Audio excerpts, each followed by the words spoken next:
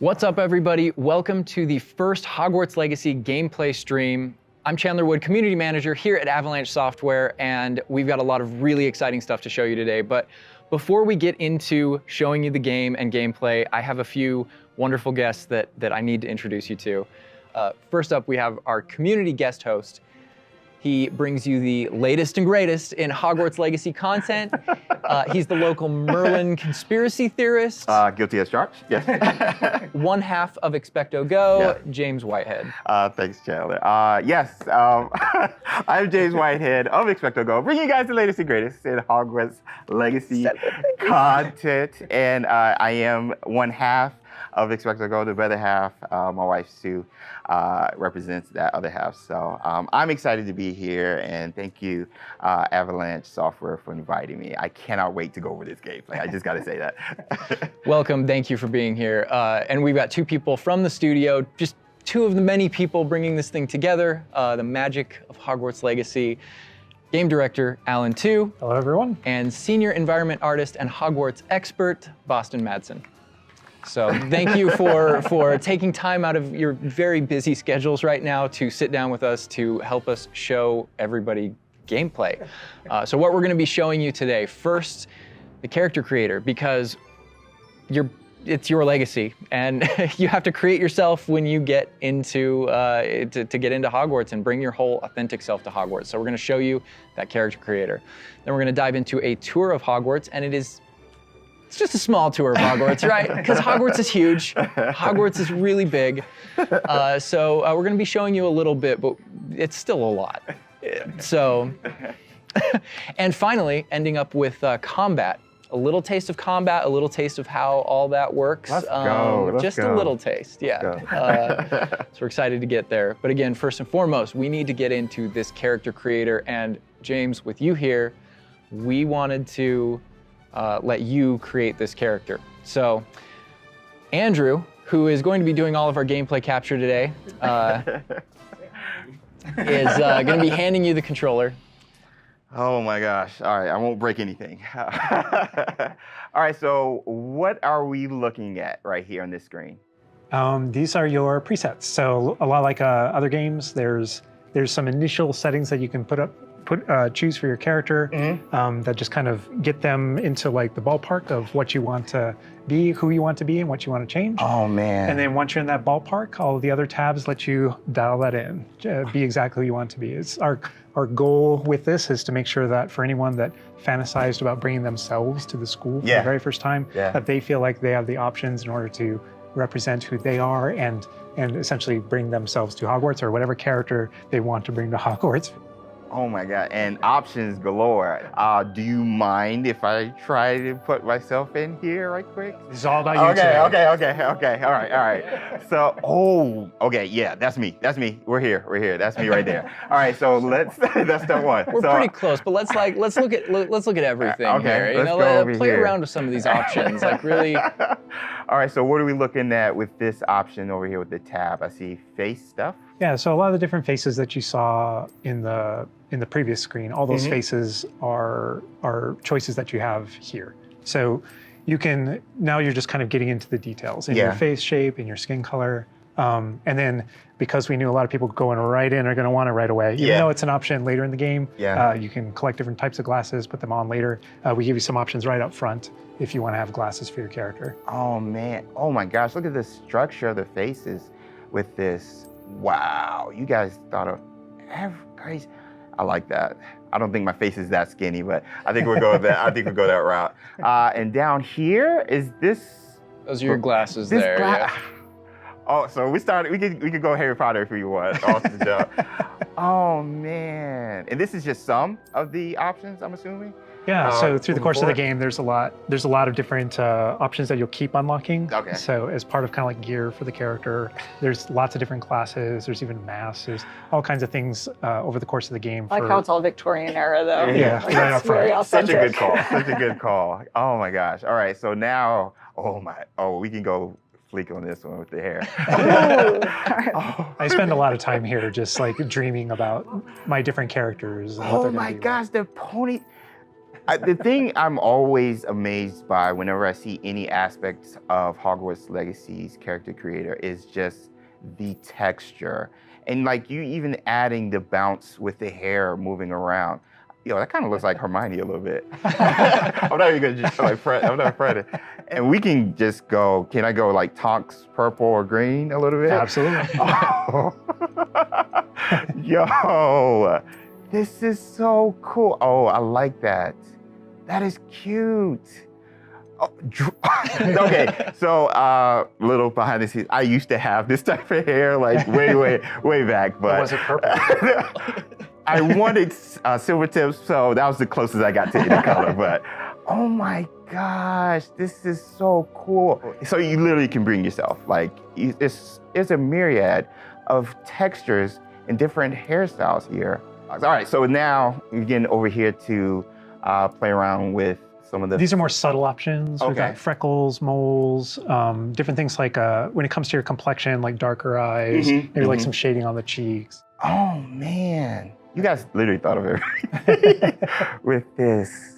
Yeah, I do have a bit of fun with that. And then the scars are one of those options where, Harry had his own unique scar, but you can come in with different scar options. Yeah. Oh, wow. Look at that. I didn't even see that. Oh, those are my favorite. The eyebrow scars. Yeah. Love those. Yeah. You look kind of It's a like, classic. Yeah, you look kind of just like tough. But anyway, so now we're over here. Oh man, you guys, this is so sick.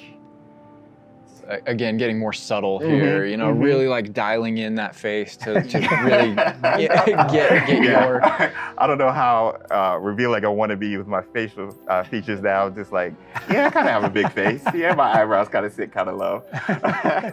But I mean, literally, you have so many options just starting the game. I feel like I'm going to be here like forever. Yeah, you and me both. And then this final tab here, this is where you kind of bring your whole character together. This is where you finalize everything. You're not choosing your house here. Okay. That's not yet. That was a theory. But here's where you bring, you choose voice 1 or voice 2, which is more kind of a masculine or a feminine voice. And then even within that, changing your pitch, with the pitch slider. It's a subtle slider, but Yeah. but you can hear it. Concerned about. That was quite something. And so you can kind of make out the differences. But yeah, you choose which kind of voice that you want.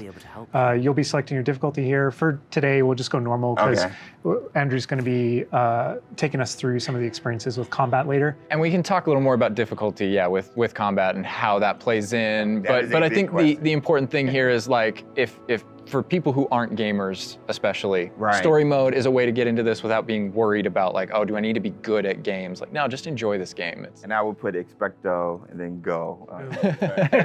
We're good. Awesome. And then whether you want to be witch or wizard. Amazing. What'd you think, character creator? We're good? I'm good. Let's explore Hogwarts and let's get into some combat. All right, through the magic of using a dev kit, we're gonna be loading up a save a little later in so that we can show you more about Hogwarts and give you that taste of combat. All right, Andrew's got some gameplay pulled up for us here. We are starting out, James, there you are. You're wearing the House Fanatic robes from the account linking. Thank you. I do look good. And this is our first look at the Hufflepuff common room, I'm assuming. Dorm room. The dorm room. Yeah. This is awesome. But Alan, what are we seeing right here with the UI? Because this is our first look. Yeah. So right now we know there's been a lot of questions about the HUD because this is the first time we're showing it. So kind of going over it from right to left, on the bottom right is what we call our spell diamond. So those are, everything that you see in it are slottable spells. So we have over 20 slottable spells that you can earn over the course of the game. Okay. And that's where the player can place them and use them and access them very quickly. To the top left of that is, you'll see the D-pad, and on the left is an eyeball, and on the right is a bit of a grid. So the eyeball is an example of one of, not a slottable spell, but what we call an essential spell. There are certain spells that are used in very specific contexts, or that we just want on the controller at all times. And Ravello is one of those. That's left on the D-pad. On the right on the D-pad is that grid represents where you might slot spells. And so Okay. right now, today, we're not going to be going into the spell slotting menu because we feel like there's a lot of spoilers there. You know, like what are all the spells and what can we do? I would like spoilers, but I know. understand. But we do want to make sure there's still some goodies left to share with everyone. And then on the left side, that thing that has the L1 button next to it, that's another thing where we don't want to spoil, but basically that's where you access your tool wheel. So there's a lot of magical tools that you're going to be kind of brewing and growing over the course of the game. And so that's where you would access them rapidly is our tool wheel. Okay, cool. There are a few things that I left off the table on the right. The green bar is your health, and basically there's a potion next to it. That's how you might heal. The bar above it, we're keeping a secret for now. I apologize. And all the way on the left is our mini map with a kind of overhead view of where you are currently in your common room that updates as you travel through Hogwarts and beyond out into the world. And for those fans out there that aren't a huge fan of minimaps, because we know they exist, there's also options to remove the minimap and turn on or off different elements of our HUD. But really immerse yourself. And we'll go more into the spells as we get into combat, but that's kind of that's what you're seeing there. And this is our HUD. Also, Andrew's giving us a good look over here. I want to call out.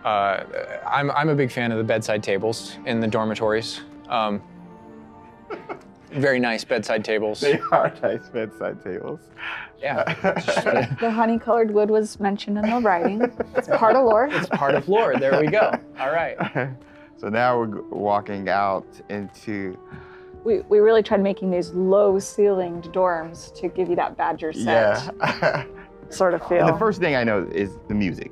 The score is amazing with this. Gorgeous. And I'm calling out here, this is unique music that you're hearing for the Hufflepuff Common Room. Go back to those Common Room videos we released, you'll notice the music's a little bit different, and that is entirely intentional.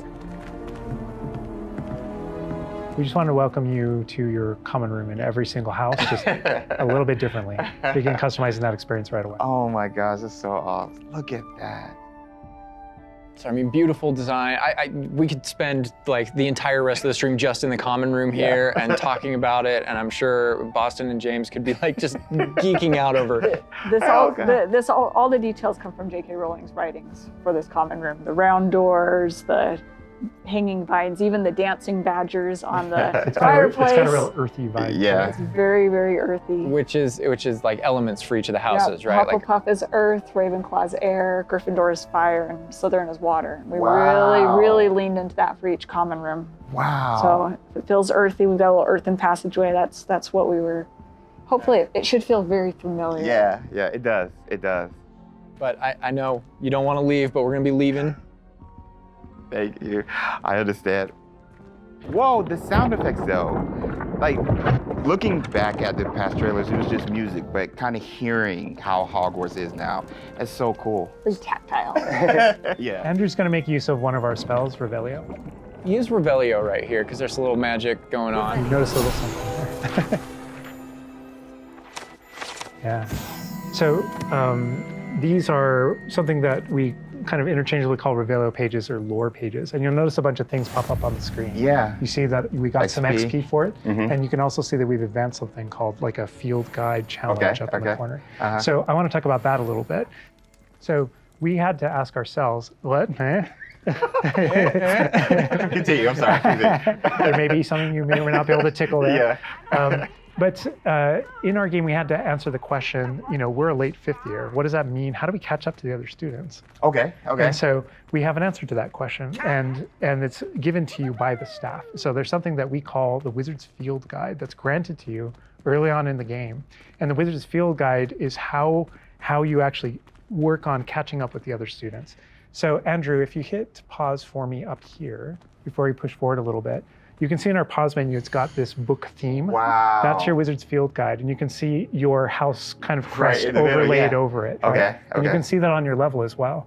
So that the field guide has this magical property of looking out into the world around you. Mm-hmm. And the reason why it's on loan from the Ministry of Magic and the professors have granted it to you as a late fifth year student is because they want it to help you catch up to the other kids. Mm-hmm. And its magical property is to discover different opportunities to learn and grow all around you. So the way it works is as you discover gameplay in the game, it actually recognizes that as a challenge, which is kind of On the bottom. locked into there. Okay. And Andrew, if you go in there, you'll see different types of challenges that are combat challenges, quest challenges, exploration challenges, and you can see field guide pages are on there as well. Yeah. 1%. We unlocked that one field guide page. That entire category is one of the ways that the book itself kind of fills out into the school and spills out into the school and kind of hides itself with different types of challenges and different things to do around the school that you're actually going to interact with to help you grow as a wizard and practice your spells. And so that thing that we just saw is not just a field guide challenge and a way to earn XP. It's also something that that players can use to learn about the school as they're traveling around. They spot these little secret facts and they can kind of play a little bit of a game discovering all of them. And there are over 100 field guide pages just in Hogwarts alone. So. Little glimpse of the grand staircase here. We're not gonna... Circular staircase. All the match portraits. tower. And I did notice the flue flame just ignite right there, which was so cool. Yeah.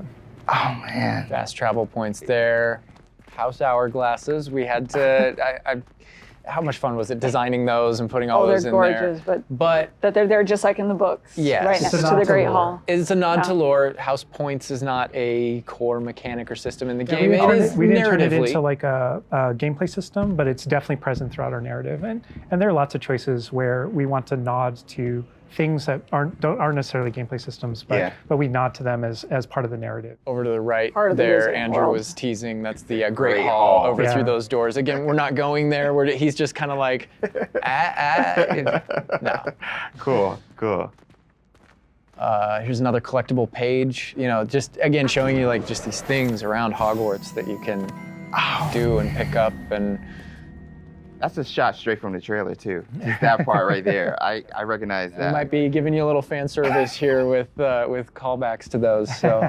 And this must be summertime because I noticed these are the summertime windows. These windows will change with the seasons. Yeah, the detail they put in this is kind of I get surprised by it all the time. That's a sentient magic castle. So. Oh man. And we're going out. Look at that. This is where the students would normally kind of congregate, just to kind of chill out, play, meet each other outside of the Great Hall before and after meals. And I love the way that when the castle interconnects to, that it interconnects outside, inside. There are pathways on both sides of things, so you really get a sense of scope to how big this castle is. And when you see things, like you'll notice a bridge over there, that's a place you can go to and cross. Like everything that you see is a place that you can visit. Wow. We put a lot of effort in making it feel really alive. Not just with student population, but even just the greenery and stuff. It's Scotland. Yeah. And this castle's been here for hundreds of years, so just kind of the moss and all the trees that have overgrown it, and Oh my gosh. that landscape, that This Scottish. location might look a little familiar to you. I thought I recognized it. I believe this is from the Spring ASMR, and yes, so that puzzle right there, that view, Andrew is taking us right back to I am going to tell Andrew not to interact with that puzzle and to keep moving on. No. We can't spoil everything. We can't give you everything, right? Hogwarts contains a lot of secrets. Oh my God. But this is this grand entryway right here coming down into a really kind of central area. Yeah, we're coming upon the central hall, and we pointed out the greenhouse outside, and we'll notice when we get down there that it's on the right. This is a big hub of the school. Like it's a big castle, but it is designed so you shouldn't get very lost. This is kind of a grand central station. I love that. I love Each that. direction, it's green over there, so the greenhouse is over there. Transfiguration courtyard, the library straight ahead. So it's kind of the hub Oh my of God. a lot of the castle. Even the color visually, you can just tell, okay, green, Oh, green, go greenhouse. that way. Oh my God. A lot of it'll be subconscious, but it'll help you really learn the castle and feel like you know your way around. That's not to say that it's easy to learn. All of us here still get pretty lost in it It on a is a daily castle. basis. It's a is. castle. Great point. I love that Andrew's definitely teasing a lot of things here. I'm noticing he's swinging the camera this way and that. Yeah. He's got this grin on his face over there that's just like, yeah, I know what That I'm doing. statue I know is what I'm from the reveal trailer. There's that dragon. Oh my This God. is another location where the students will gather, and just kind of chill out. And an opportunity to talk to somebody, get a quest giver here. Is everything all right? Yes, I'm sorry. I'm Nellie, by the way. I'm just so excited that the Daedalian keys are back. The what keys? The Daedalian keys. Surely you've seen them flying about. Rumour is that a former headmistress, Professor Moll, conjured them to protect the contents of certain locked cabinets years ago. Professor Black couldn't be bothered to disenchant the keys, and they appear every few years. You should try to catch one. Why would I do that? Each key will lead you to a locked cabinet somewhere in the castle. If you can manage to get the key into the cabinet lock, not an easy task, you may find a reward.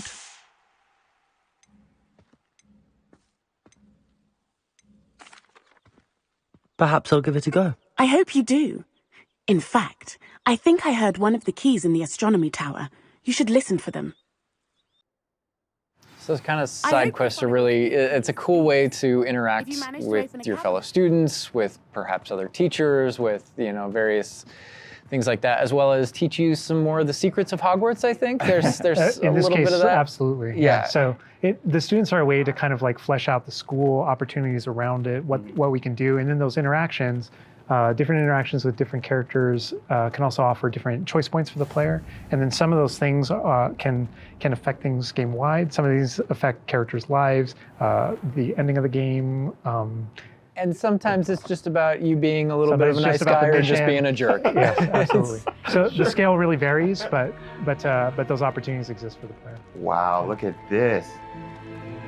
This is the Dada Defense Against the Dark Arts Power. Tower, which this is one of my favorite locations in the castle. Just visually, you come in here and just the richness of It this is area. very iconic, very unique to anywhere else in the castle. Somebody else that we can talk to, notably a younger student. Yeah, she looks like a first year or an 11-year-old. Are you all right? Don't you know who I am? Zenobia Noak, the girl whom everyone at school hates for no reason.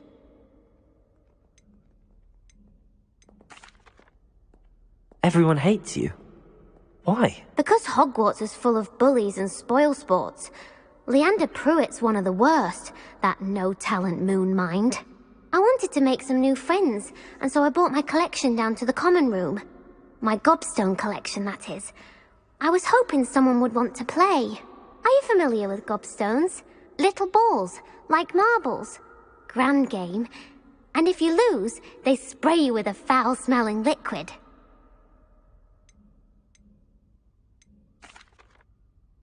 I haven't much interest in a game that sprays you with odors. Only if you lose, which I never do.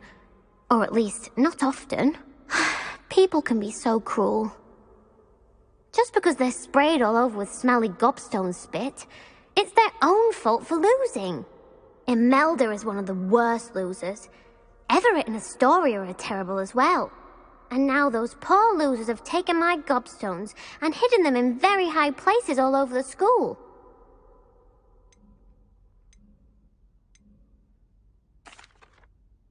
Sounds as if you caused the smelly situation and they responded accordingly. I didn't make the rules. Anyway, I can't work out how to get them back on my own. I don't think I know the necessary spells yet. I need someone, perhaps a selfless and talented 5th year to help me.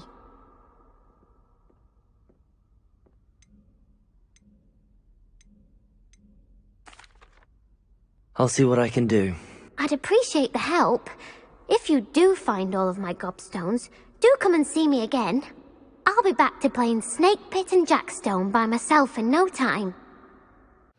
I love that interaction with her because there's so many ways that you can go with that. You can you can feel for her. You can be a jerk to her. You can be like, Gobstone sounds awful. It sounds like you're just mean. Yeah, and your opportunities to be mean there aren't over. So, they continue. that's a good example of the. Gobstones too. I know people are gonna ask. Gobstones playable? They mentioned it, right? Yeah. Gobstones is one of the things that is not playable in the game. I know we've had to rip the Band-Aid off on a few things. Honestly, it's an amazing thing on the franchise how many things about this, like like speak to us as fans and that we want to turn into gameplay. And there were calls that we had to make over the course of production of kind of like which things we will and won't include in the bucket, just kind of for the overall health of Wizard's the thing. chess. Those are things that aren't featured. Aren't featured. Yeah. They're featured within the world. Right? I'm glad they're mentioned. They're a part of the wizarding world. Every single time Part of there was something that students' we regretted because we couldn't include it. We also tried to figure out a way to make sure that it was included in the narrative, included in the stories, make sure that there's a way to kind of like acknowledge it, touch it, you know, and make it feel like it's definitely part of the world. And I know here too, we're see your like, reaction. I was like, we're in the Defense Against the Dark Arts class. I recognize that staircase to the left where we were just at. Andrew was walking by. I also recognize the dragon at the very top. Oh my gosh.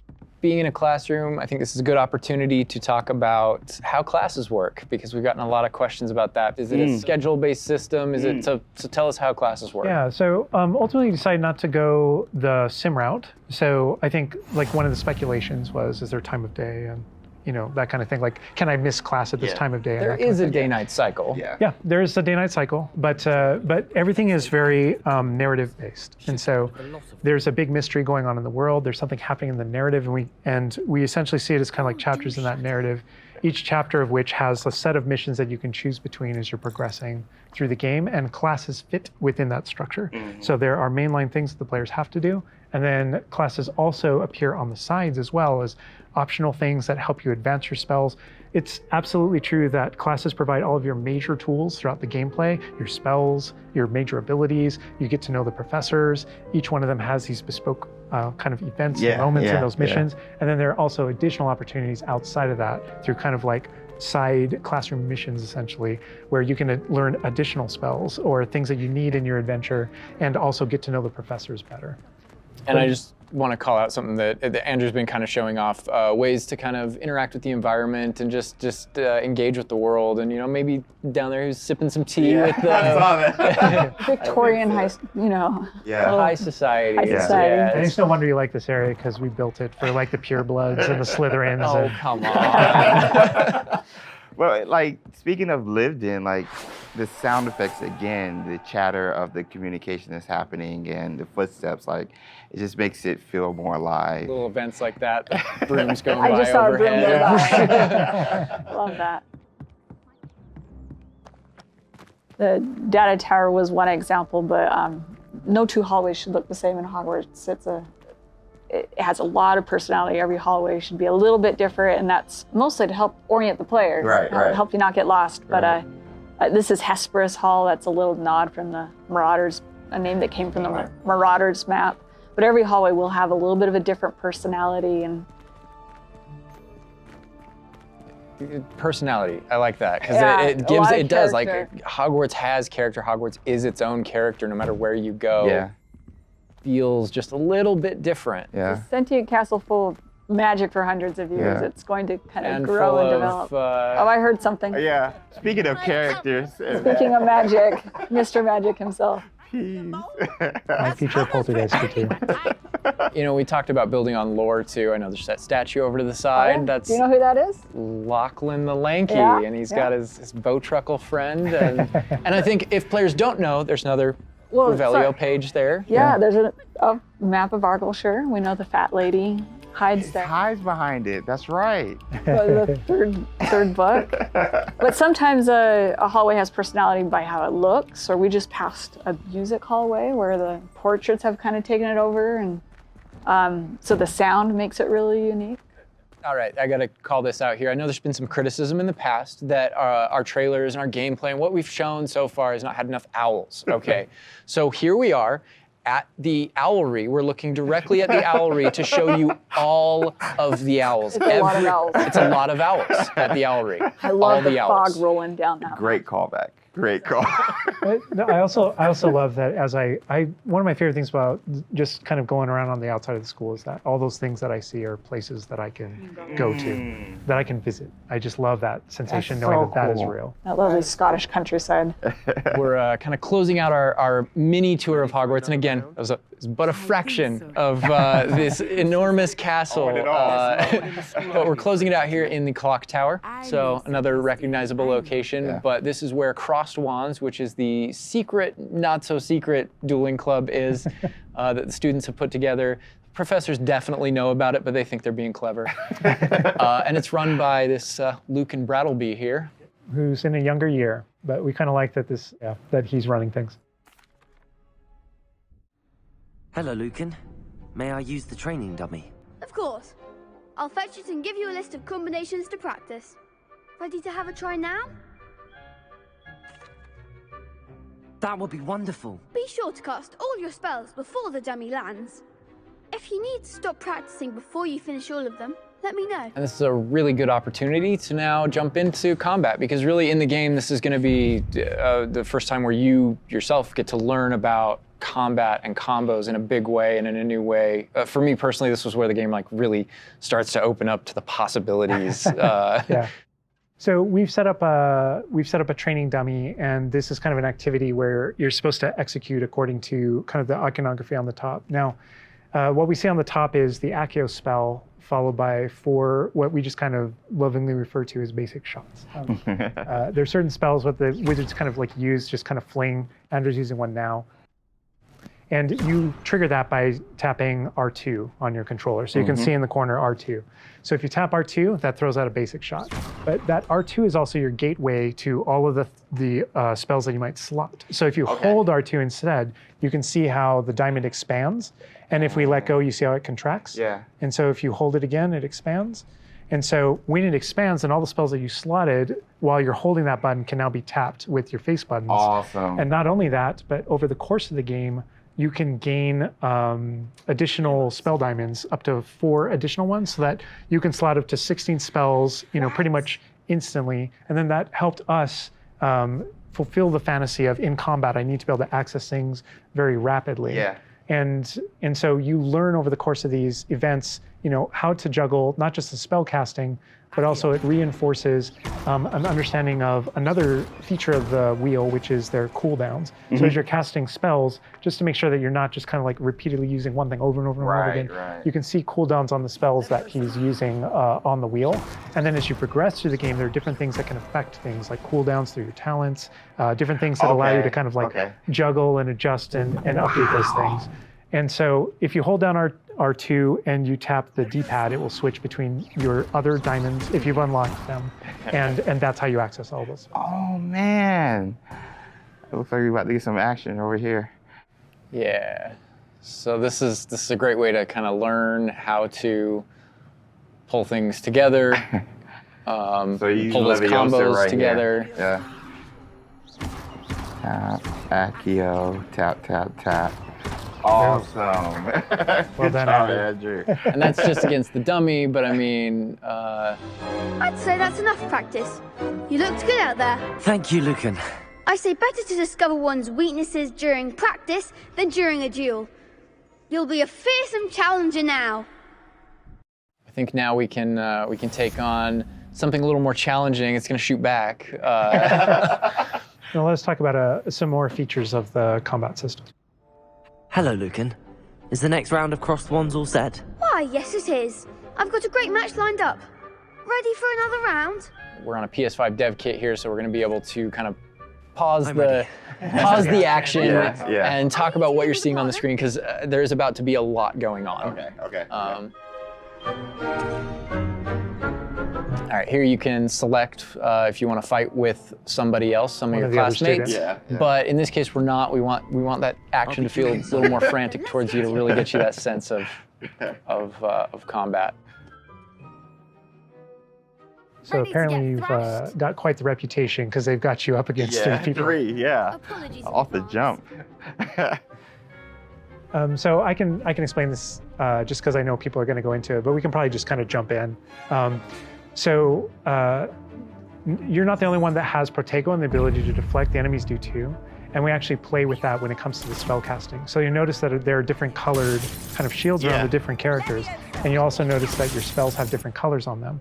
So to help players understand kind of like the function of their spells, we're trying to put them into brackets. So there are damage spells, there are force spells, there are, I'm forgetting the other one, all this control spells. And so those things for the player, they wind up also being a color indicator for which which actual spell to use to break the different shields that enemies can use. That's That way it awesome. rewards kind of like that close Right, attention that right. you're paying And on things. We've got this paused here now, and you can kind of see all the elements on the screen, the halo around the avatar's head, Yeah. each of the different shields, to kind of give us a breakdown of what's Give going us a on. breakdown of different things that you're saying. So you notice at the top that we're kind of like calling out which enemy you currently have targeted and their level and health. And so, as you target different characters, you'll be able to get that breakdown. Yeah. The halo over your head, whenever an enemy is about to an attack, it's almost like you have a little bit of a sixth sense for those things that are coming. If you see the halo, it means there's an incoming attack, and if you tap the triangle button by default, then that you'll be able to deflect that attack that comes in and off with Yeah. protect. And I Okay. love that deflect where it goes off and like hits things Yeah. up and kind of breaks things off walls too. But also, if you hold the button, then it doesn't just deflect. It also deflects and turns around with a counter attack stupefy that actually stuns the enemy. And you can use that even in your combos and stuff. So if you're focused on a character, and you're doing your thing, and someone else attacks you, you can actually turn that attack into a direct attack on the person that you're comboing. Back into gameplay here. Andrew's gonna pretty handily finish these other students off here. Win this Look duel. how fast it is. It's like a dance. Yeah, we really felt like in the movies, there's almost like it's kind of like there's this element of kind of like fencing from a very great distance. That's such a good call. And there were a lot of things that we had to do with our controls and combat system in order to kind of capitalize on that idea. beat them That's pretty unique to the blindfolded. Wizarding world. Understandable. Well, perhaps you should try that next time. The other duelists have already taken notice of you, but after that last round, they'll really have it in for you. You'd better keep practicing if you want a chance at winning, or at least surviving the next round. I'll let you know when we're ready. Hope to see you then. The next round is for all the gobstones, so to speak.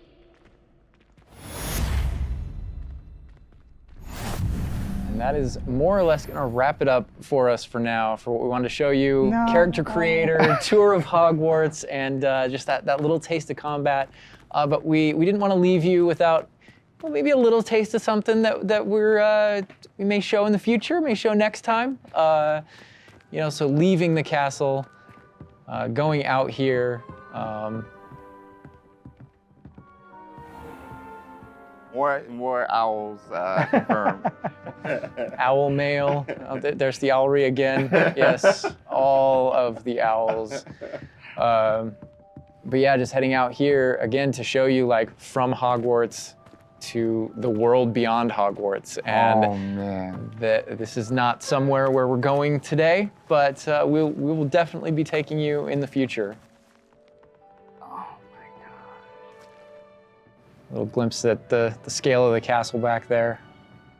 All right, so we're gonna wrap things up here, but I hope you guys have enjoyed everything that you've seen, but I think, James, you may have a few other questions here at the end of things. So Yes. while we're done with what we're showing on the gameplay side, I know there's a few things that you wanna pick Alan and Boston's brains about. I would love that, because there's a lot. Let me grab it.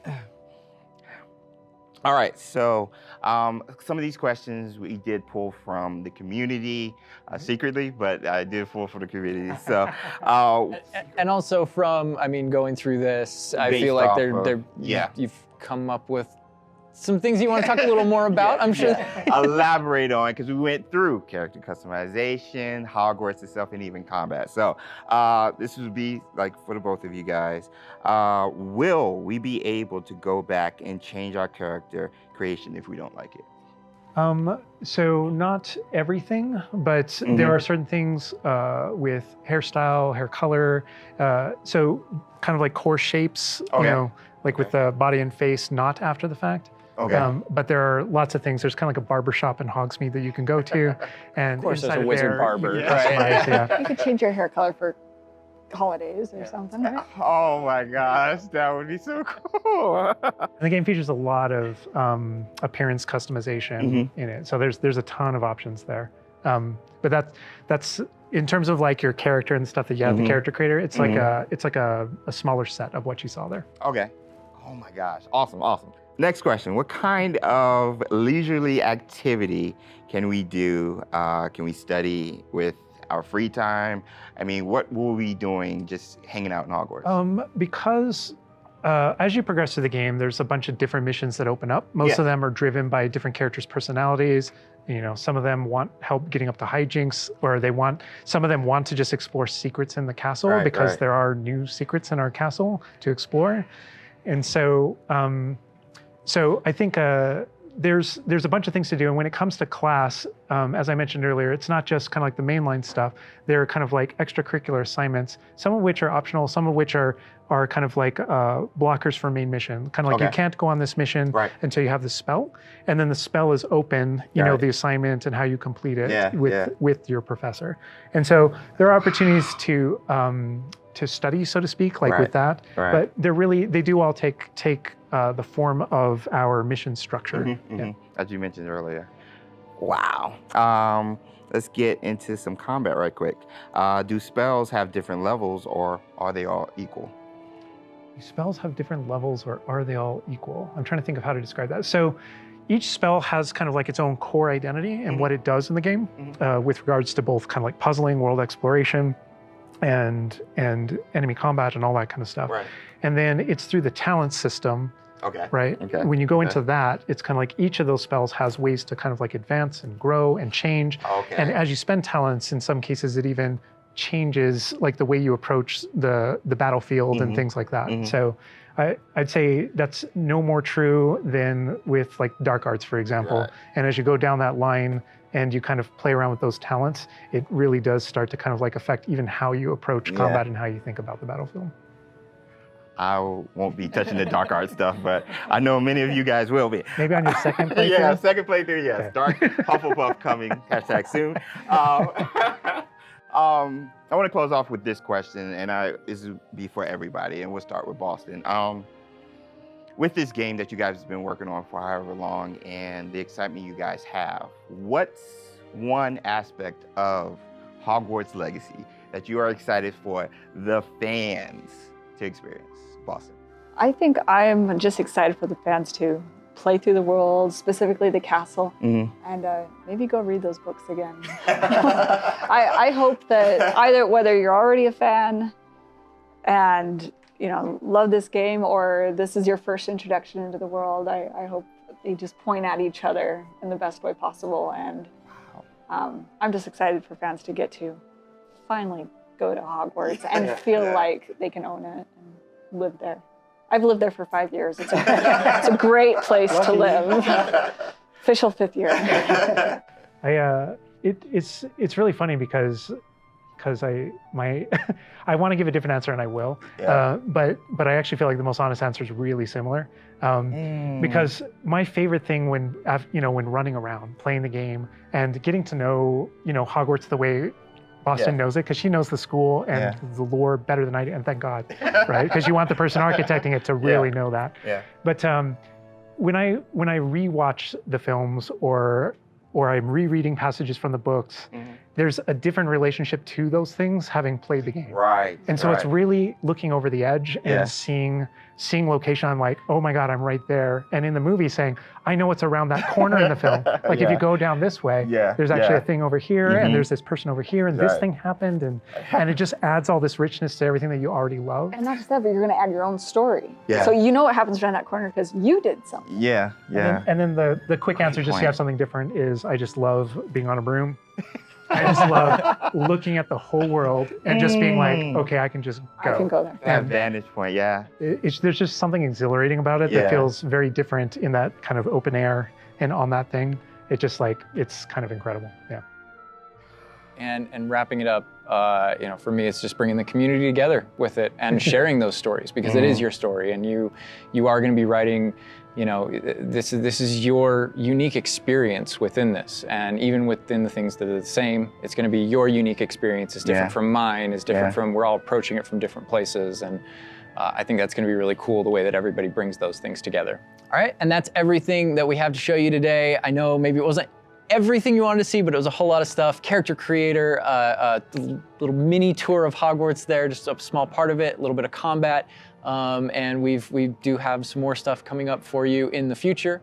Hogwarts Legacy releases on February 10th, 2023, and is available for pre-order now. But that's going to do it from us. We're going to leave you with a little something else, but for now, bye. Bye.